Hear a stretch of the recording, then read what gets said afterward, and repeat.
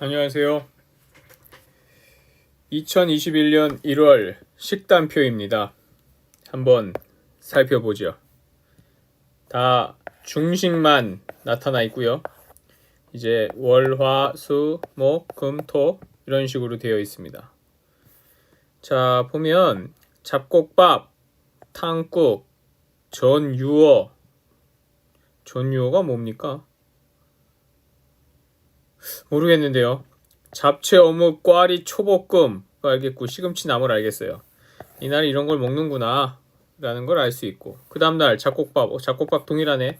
어딜 봐도 잡곡밥은 일단 동일하네요.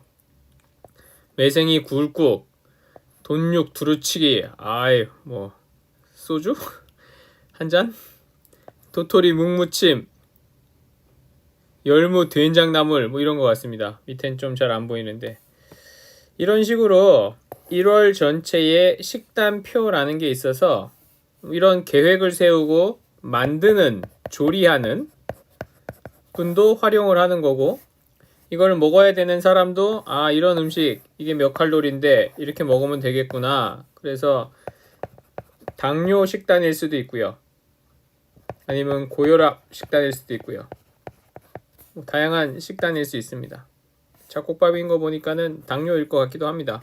그래서 좀 싱겁게 하고 당이 떨어지지 않게 서서히 나오는 걸로 음식을 만드는 것 같아요. 누군가는 필요에 의해서 사람이 먹는 음식을 조리를 이렇게 해야겠구나 이런 자재를 가지고 해서 이런 표를 만든 거죠. 근데 이건 한글이고 우리가 익숙히 아는 거라서 뭐 비빔국, 시락국, 시래기 국이잖아요. 계란 후라이, 콩나물, 호박, 무생채, 고사리 이런 거 알잖아요. 이해가 가는데, 이걸 이제 1년 동안 사용하신 농약을 정리한 거예요. 그래서 이걸 그분이 정리하신 게 아니고, 그분은 뭐를 하신 거냐, 구입 내역을 보내주신 거죠. 구입 내역을 보내주시면 저희 이제 직원분이 거기에서 날짜별로 해서, 그래서 여기 이제 색깔이 다르면 월이 다른 거예요. 이런 날짜별로, 월별로 나누고, 살균제가 같은 날짜에 두 개가 들어있으면 아마 같이 쳤겠다 싶어서 넣는 겁니다. 살충제도 나눠놓고, 제초제, 그 외에 뭐 생장조정제도 있는데 그거는 일단 뺐고요.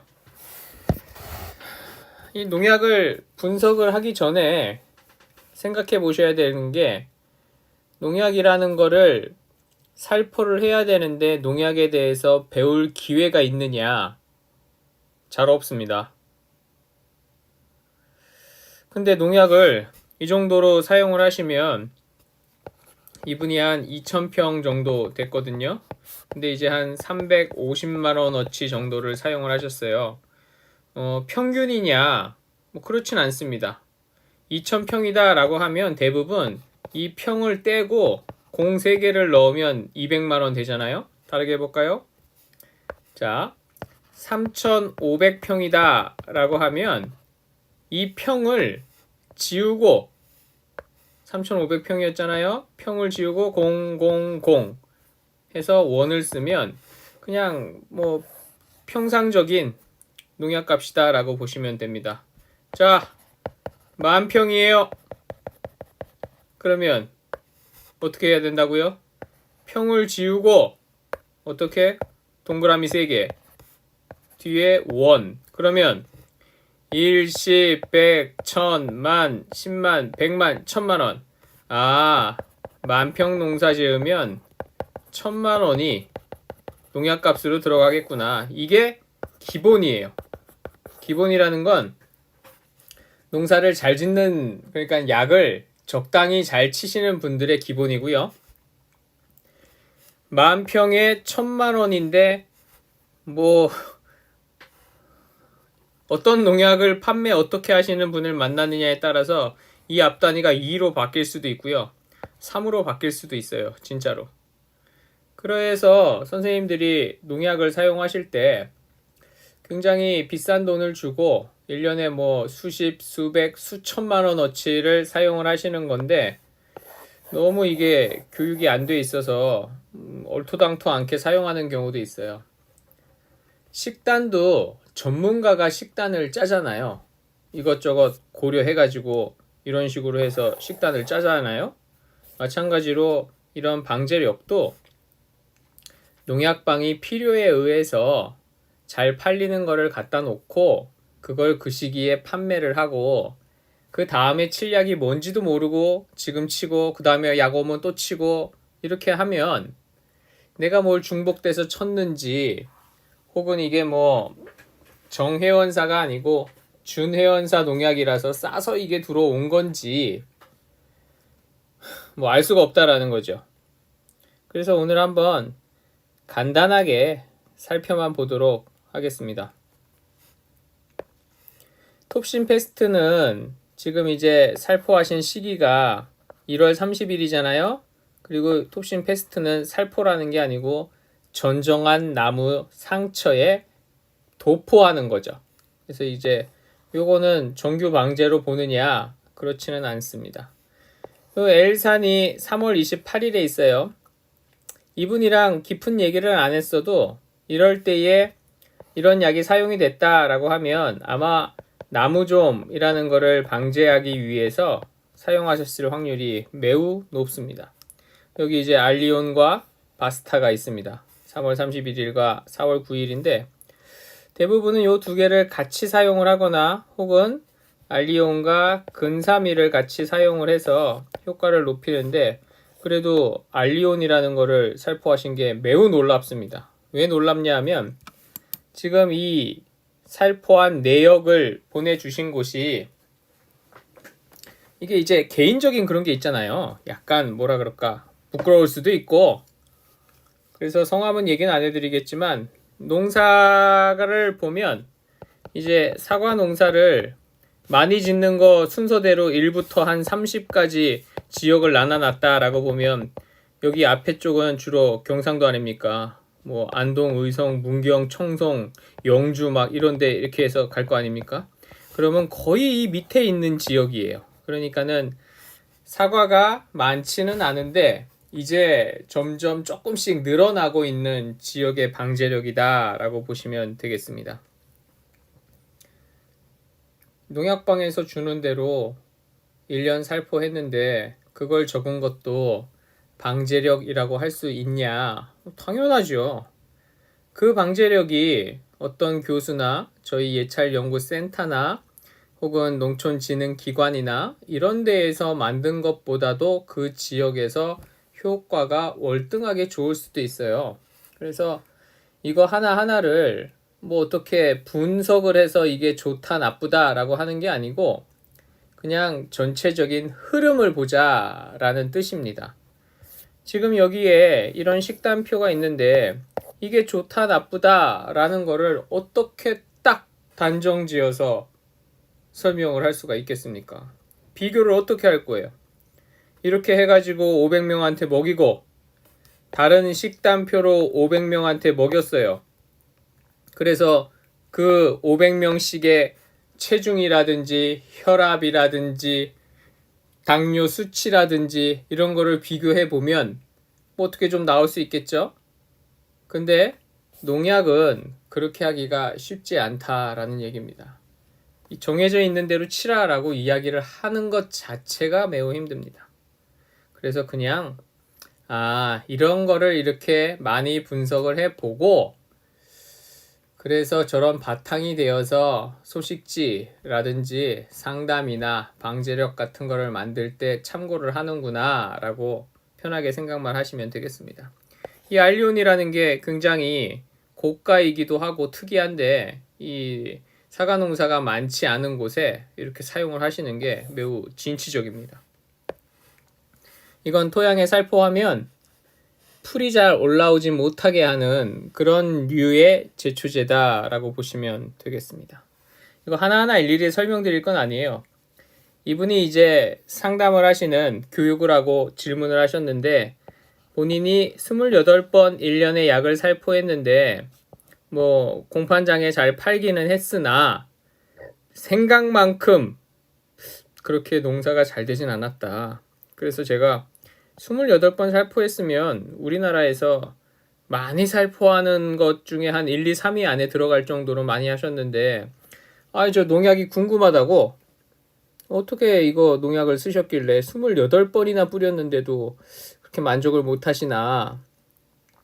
근데 이제 사과는 그럭저럭 괜찮았어요. 제가 사진을 봤거든요. 색깔도 잘 났고 나무도 한 4년생 정도 이렇게밖에 안 됐어요. 어렸어요. 한 3, 4년생 정도였어요. 그래서 가락동 시장에다가 잘 판매를 하셨고 돈도 제법 잘 나왔지 싶은데 그래도 만족을 좀 못 하셔서 제가 방제력을 좀 살포한 내역을 부탁을 드렸습니다. 한번 횟수를 세어보자고요. 톱신 페스트는 방제 횟수에 안 쓰죠. 그러면 요거 1번 한 번 뿌린 거 1회차 2, 3, 4 다 쓰려면 힘드니까 5, 6, 7, 8, 9, 10, 11, 12, 13, 14, 15, 16, 17, 18, 19, 20 이게 20회네요. 선생님이 또 뻥을 치셨네. 뻥을 28번이라더니 산 내역은 뭐 20번 정도밖에 안 됩니다. 그러면 이렇게 한번 생각을 해보죠. 제가 뻥을 쳤다라고 얘기를 하는 건 그냥 웃자고 하는 얘기지. 또 이거 당사자인 분이 들으시면 이게 아닌데 막 이러면서 섭섭해 하실 수도 있겠는데요. 그냥 웃자고 한 얘기예요. 이거 하나하나를 따로따로라고 보면 요거 한 번, 요거 두 번, 그러면 22번이 되죠. 그렇게 생각하실 수도 있어요. 외국엔 그렇게도 생각을 하니까는요. 그리고 한번 합제를 따로따로 한번 생각을 해보죠. 요거 하나, 또 보고 요거 둘, 셋, 넷, 다섯, 여섯, 일곱 이렇게 합제 7번. 그러면 한 29번 정도 되거든요. 아마 이런 식으로 생각을 하셨으면 요 두 가지 약이 들어갔으니까 요건 2번이다. 이것도 2번이다. 근데 요거까지 했으니까 이건 3번 친 거다. 이렇게 생각하실 수도 있으니까 그런 거를 잘 물어보질 못했어요. 왜냐? 그때에는 이러한 내용이 없었거든요. 그러니까는 못 물어봤었고 지금에서야 이거를 보고 나서 이제 이렇게 사용하셨구나 라는 걸 보는 거죠. 그러면 저희가 이 정도 같으면 20번 살포한 거로 봅니다. 네, 한 번에 만약에 이런 식으로 쓰셨으면 하나, 둘, 셋, 넷, 다섯, 6가지의 약재가 들어가 있으나 이 6가지 약재를 살포를 6번으로 나눈 게 아니고 한 번에 몽땅 치셨으면 1회차 살포로 봅니다. 한약을 드시거나 한정식을 드시거나 한약에 한약재가 40가지고 한정식에 반찬이 40개가 나왔다라고 하면 한약을 한 채를 지어 드신 거고 한정식 한 상을 받으신 거지. 이게 뭐 여기에 오리고기도 있고 삼겹살도 있고 홍어도 있고 굴비 구운 거 미역국에 뭐 해삼에 회 조금 있고 막 이거를 전부 다 오늘 양식, 일식, 중식, 한식 뭐 이런 거 다 먹었어 한 번에. 그러면 4끼를 먹은 거야. 이러진 않잖아요. 그래서 일단 농약을 셀 때 한국에서는 이런 정도면 20번을 살포했구나 라고 보시면 될 것 같습니다. 제가 보기엔 지저분해서 지우고 싶은데 지우지 뭐. 내가 강의하는데 뭐. 뭐 강의하는 사람 마음이지 뭐. 왜 지웠냐면요. 이제 20번을 살포했다라는 건 알았어요. 그러면 월에 몇 번 살포했느냐가 궁금한 거예요. 4월에 한 번, 5월에 하나, 둘, 셋, 넷, 5번, 5번. 와, 6월에 하나, 둘, 셋, 넷, 4번. 7월에 하나, 둘, 셋, 넷, 5번. 8월에 하나, 둘, 셋, 넷, 5번. 9월에 3번. 그런데 여기에 보면 이제 살균제가 없고 살충제만 살포를 한 데도 있어요. 그러니까 그래도 얘는 횟수에 들어가게 되죠. 기계가 움직인 횟수에.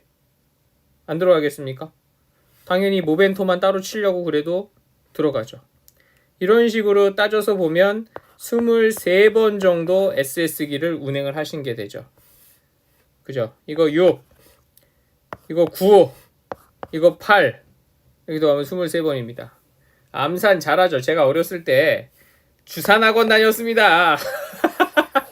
틀렸을지 모르니까 오늘 확 지웠습니다.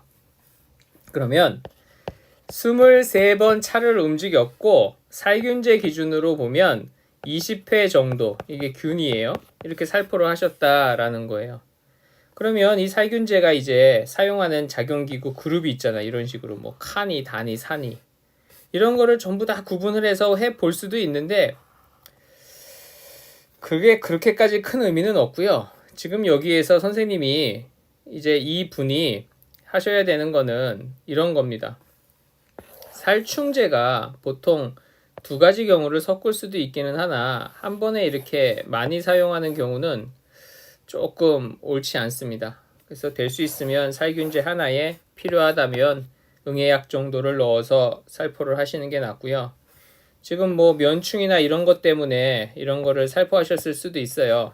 제가 자세히 내막은 모르기 때문에 그냥 추측으로 설명을 드립니다만, 그런데 이제 그 전에 사용하시는 약재들이랑 뭐 중복이 될 수도 있고 그런 것들의 효과가 떨어질 수도 있고 하니까 그런 것들을 농약방에 이렇게 물어보고 해야 되는데, 그러면 농약방에서 안 좋아하죠. 까칠하네 뭐 이러면서. 그리고 이런 강의를 듣고 농약을 구입하려고 해도 그 사과 농사가 많지 않으면 농약 자체를 구입하기가 어려울 수도 있습니다. 그 지역에서.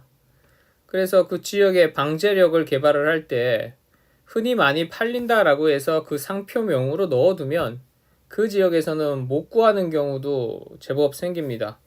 방제력에 들어가는 농약이 한 40가지 정도 된다라고 하면 이 중에서 한 10에서 20%는 늘 못 구한다라고 보면 돼요. 지역마다 좀 다릅니다.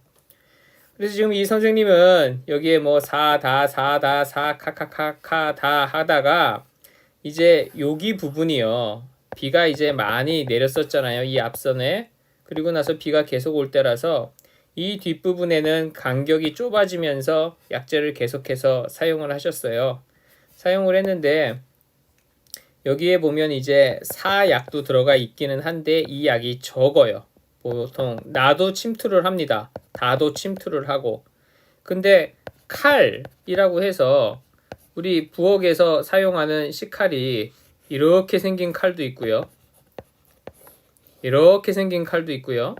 손잡이가 조금 길면서 여기 과도처럼 이렇게 생긴 것도 있잖아요. 그러면 칼에 따라서도 무엇인가를 자를 때의 효율이 다르겠죠. 이런 거는 뼈까지도 자를 수 있어서 생선이나 닭 같은 거를, 큰 거를 막 방어, 닭 이런 거 토막 칠 때 좋은 거고요.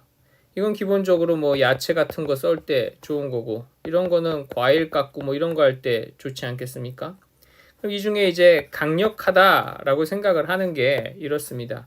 이게 나 정도 되고요. 이게 다 정도 되고 이게 사 정도 됩니다. 그래서 비가 많이 와서 무엇인가 문제가 생길 것 같고 혹은 갈반이 많이 좀 진행이 되고 이렇다라고 하면 어쩔 수 없이 이런 식의 약재들을 사용을 자주 할 수밖에 없습니다. 형편상. 그런데 이제 그거를 주는 입장에서 혹시 이런 것들만 준비가 되어 있어서 저런 식의 약재가 나왔다라고 하면 이제 주변 분들도 어떻게 농약을 사용하는지 한번 서로 비교도 해보시고, 지역에 따라서 방제력이 개발이 되거나 운용이 된다라고 하면 그것도 참고를 하시고, 저희가 방제력을 개발을 해서 지역에 이제 그거를 보급을 하고 있는 지역도 있는데요. 그게 의무적인 게 아니기 때문에, 그리고 그거를 한다라고 해서 꼭 농사가 뭐 완벽하게 잘 된다 보장할 수 있느냐, 그거는 어떤 의사한테 돈을 한 100억을 주면서 내가 좀 안 아프고 한 90살까지 살고 싶다고, 어떻게 하면 암에 안 걸리고 당뇨에 안 걸리고 고혈압 없으면서 그렇게 되겠냐고, 100억 줄 테니까 나 그렇게 만들어 달라고 하면 의사가 좋아서 해줄 수는 있으나 단서 조항을 하나만 붙이면 아무도 안 해줄 거예요. 만약에 내가 그런 거에 걸리면 200억을 내놔라. 안 걸리면 100억을 주마. 아니면 이렇게 해요. 안 걸리면 100억 너 다 가져. 대신에 걸리면 10억을 나한테 더 줘. 그럼 110억만 줘. 그렇게 해도 안 할 확률이 높다라는 얘기예요. 왜? 이게 농사도 그렇고 사람도 그렇고요. 먹고 움직이고 소화하고 이러는 것들이 다 똑같이 조절을 할 수가 없어서 그래요.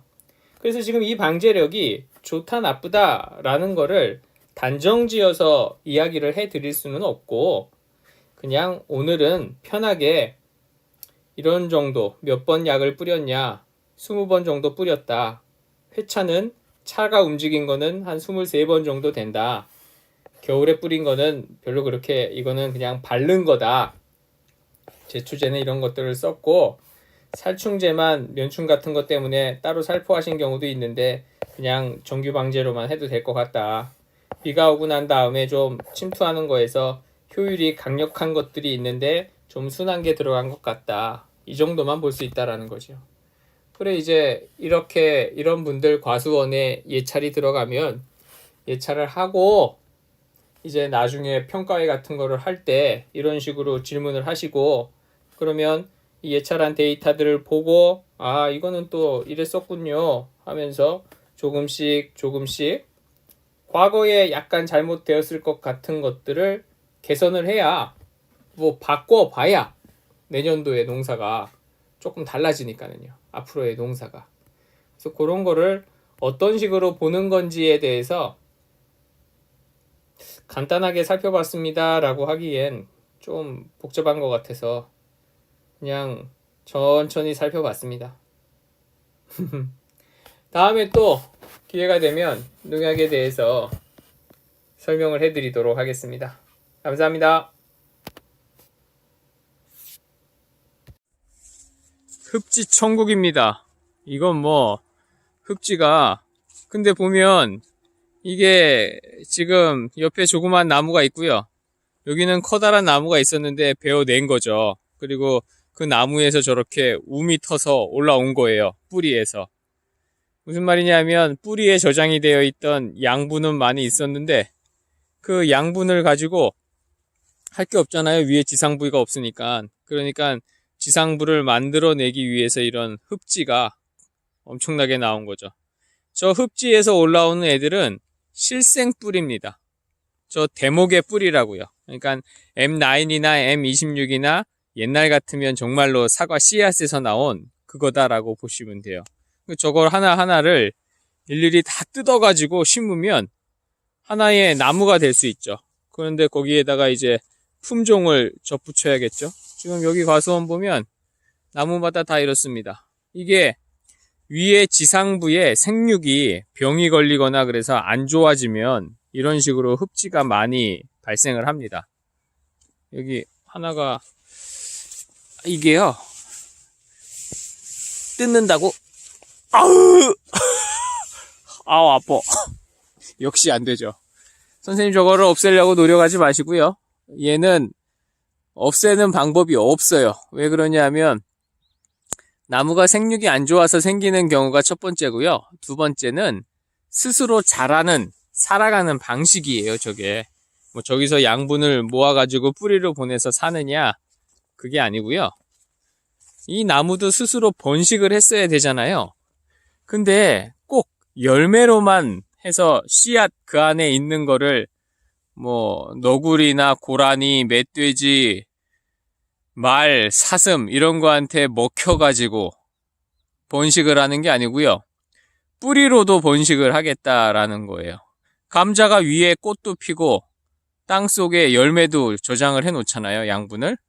그래서 두 가지 방식인데 사과나무도 그런 거고요. 그러한 성향이 강한 애들이 있고요. 성향이 거의 없는 애들도 있고.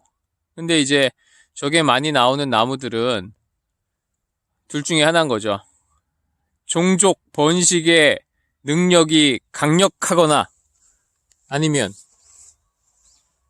위에 부분이 뭐 굉장히 안 좋거나. 그래서 이제 이런 나무들 보면 위에 부분이 안 좋으면 이런 식으로 흡지가 많이 올라온다 라고 보시면 되겠습니다. 저거를 곡괭이로 파내고 뭐 뭔 짓을 해도 없애긴 굉장히 힘든 거다 라고 보시면 되겠습니다. 그래서 그냥 이런 흡지가 생겼으면 그렇구나 라고 하시면 돼요. 그러면 제초제를 치면 어떻게 되냐고요? 상관없어요. 제초제를 치셔도 됩니다. 저게 양분을 뿌리로 보내기는 하는데 그렇게 많지도 않고요. 지상부에다가 저 제초제를 흠뻑 계속 바스타 이렇게 치셔도 사과나무 성장하는 데는 별 문제가 없습니다. 근데 또 심을 때도 뿌리를 한번 잘 보세요. 혹시 저런 흡지가 뿌리에서 조금씩 올라오는 나무들이 있어요. 아예 심으려고 갖고 왔는데 묘목을. 그럴 경우에는 그 나무를 제껴놓고, 그런 나무들은 토양이 굉장히 안 좋은 척박한데 그런 데 쪽에다가 옮겨서 심으시면 됩니다. 나름대로 그래도 살려는 의지가 강한 애들이라서 쉽게 죽지는 않습니다. 지금 여기는 보면 바로 옆에 뭐가 하나 보이죠? 두더지가 난리도 아니네요. 이 과수원 전체가. 지금 요 옆에를 봐도 여기도 두더지 오른쪽에 무더기가 있고, 여기도 두더지가 있고, 아이구야. 여기에도 두더지. 두더지가 굉장히 많습니다. 이건 뭐 한번, 아이고, 속에 뭐 비가 그렇게 많이 오진 않았나 봅니다. 세상에 이렇게 흙을 잘 파는 두더지가 있다니. 구멍은 뭐 지금 대충 파가지고 못 찾았습니다만 무너졌겠죠. 참 고운 흙을 많이도 갖다 놨습니다. 자, 오늘은 흡지에 대해서 배웠는데요. 어떻게 해결이 가능하냐?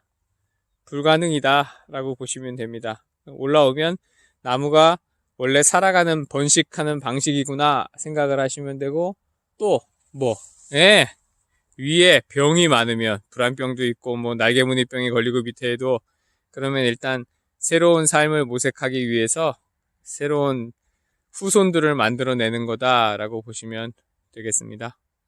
다음에 또 뵙겠습니다.